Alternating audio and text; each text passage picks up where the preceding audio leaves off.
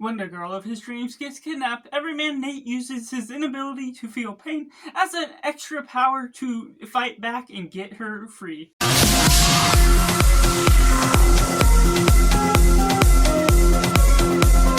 Welcome to Cinema, where we focus on a film. I'm Josh, this is Simply Cinema. Let me know down in the comments below what you thought of Novocaine. Was it good, was it bad, or somewhere right in the middle? Let me know all your thoughts. Be respectful in the comments, keep it spoiler free, and make sure to like this video if you enjoy it. Subscribe if you haven't already to join the film culture community, where we talk about the love of cinema as a whole, and getting right into the positive. Overall, this is a fun action piece that delivers on having dramatic pieces while also just being over the top and tackling this rare disease called SIBA, where someone can't feel pain. And I almost relate to it in the general degree where I myself and my brother have HSAN, which deals with similar issues. The nerves in our body can't always feel everything the way everyone else does, and so there's limited feeling that I have. My brother has it worse, where he doesn't really feel as much, and so the way you go about that is comparable in an interesting way,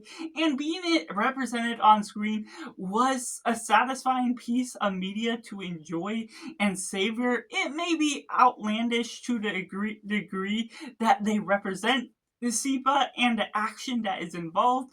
It certainly still can't preserve the energy in the way it does in this film, but the natural ideas, what we get out of this romance, out of Amber and Jack Quaid, their chemistry together is effective enough to really enjoy what this film starts out as. And it's a classic love story in one sense, that it's just the things that you're nervous, the social anxiety to get and ask her out, and the ability to start that out, start the relationship, and you start to understand things that aren't every as you believe it to be.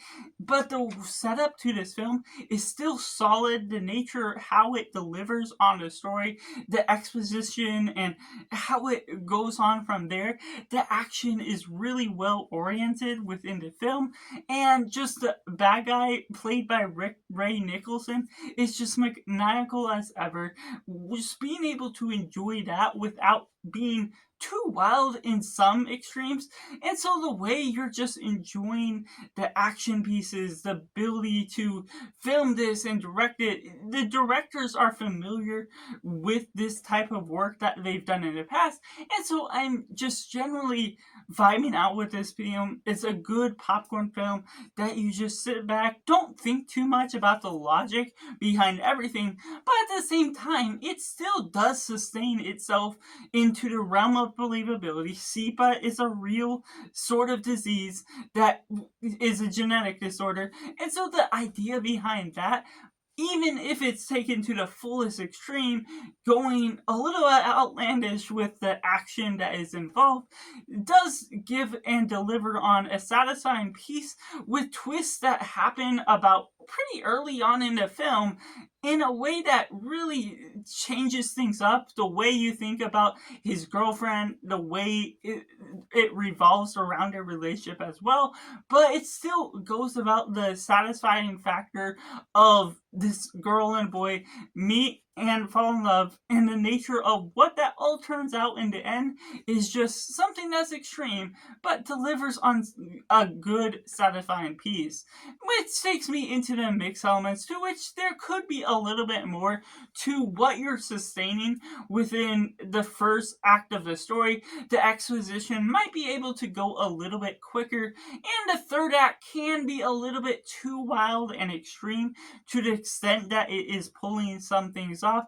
The way it's doing some things can lose steam, because once you start to do something a little bit wild and amp up the things you're going into, it can change the tone a little bit too much, to the sense that it can turn you away from what you signed up to be enjoying to begin with. It doesn't fully take you out of it, depending on what you may be expecting, and that's why I'm sort of amplifying that sort of tone to begin with without spoiling the film itself. But there's also things that Jacob Batalon is a good actor placed within this. He could have been played in a higher role within. I do like the comedy that he throws in now and then, and that's where this is a solid comedy piece. That some of the humor may not work as much for others, or how things get floated in there as a whole. The flow of the film can feel a little unstructured in the nature of where people get from place to place, but at the same time, it's the realm of believability that you have to suspend your beliefs a little bit in order to fully grasp what is all going on, especially once they're taking this real disease, but going a little bit overboard and wild with the sense you're getting into it. But that's also the type of film that it advertises itself to be, and once you start getting into that action, you understand that's what this film is meant to be to begin with. Going into the negatives, I feel like there could have been a little bit more to the bad guys, what we get out of their story as a whole, not necessarily tracking them along, knowing every detail to their plan, but making them stand out with a little bit more characteristics than what we get out of them.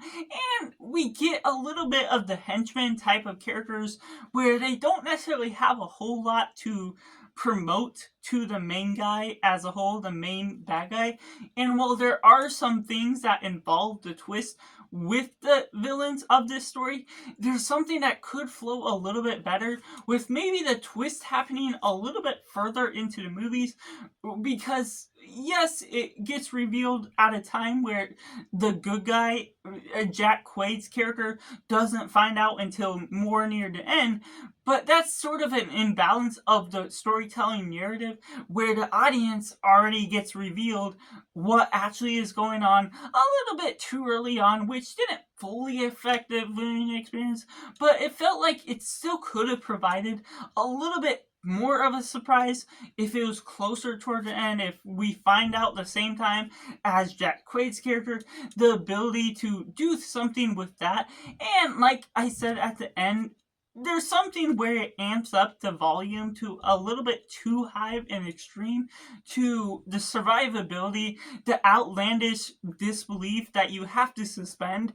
That, yes, I understood to begin with what they're sort of building up to, but at the same time, there's a little bit some things that I just question the ability for certain things to happen, not expecting things to go to a certain degree that should have been impossible. So, at the same time, while there is the right injuries, there's some parts of the final battle that you almost expect nothing to happen, because every amount of pain that they get to the people that can feel pain, it's not draining their energy at all to the nature of what all is the effect, where this main bad guy, the final boss, if you will, is ultimately someone that has more health to the regenerative state of how they're representing their character, which is a little unfortunate to the sense where maybe you could have had a little bit more bad guys to fight off or do something more, because ultimately he almost can have the same sense of energy that the one with no pain has. So it throws things into a little bit of a loop where you want one thing, but it also does a little bit more favor to the plot armor of trying to make things last as long as possible. So that's just my personal review for Novocaine, which I have to rate as simply 6.5 out of 10. Let me know in the comments below what you thought of Novocaine. Was it good? Was it bad? Or is it somewhere right in the middle? Did it work out for you? Make sure to like this video if you enjoyed it. Subscribe if you haven't already to join in film culture community where we talk about the love of cinema as a whole. So that's just all, and make sure to do yourself a favor and go watch a movie.